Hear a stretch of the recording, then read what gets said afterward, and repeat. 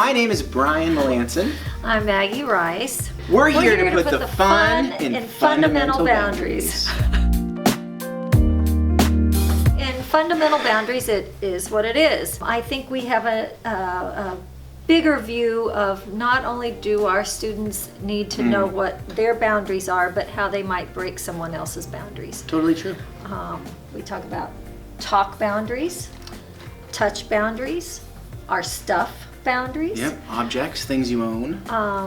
And how setting a boundary is a very important part of a healthy relationship. Yep. The other piece of the puzzle is consent. We talk a lot about consent. We model it, we practice it, we think about it. And we introduce red flags. We Yeah. say what they are, what they mean, what they look like, or what they might look like, and then what to do about them.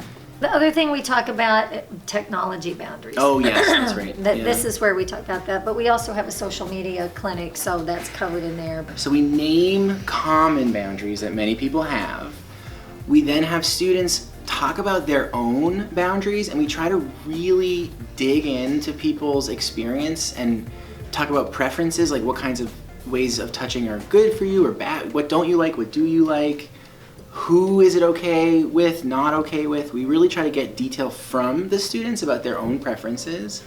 And then we talk about strategies for when someone breaks your boundaries. We have specific strategies, and then we give scenarios or create new scenarios, and then it's sort of like, okay, in this case, what would you do? The other thing that's important is even boundaries with parents. And this is a good thing for parents to know, that if your child needs a lot of care physically, that it's always good to ask them first. And we tell students this, if your parents are helping you, they should be asking you, and then letting you know that they're going to do this. I'm going to clean your ears now. I'm going to cut your fingernails now.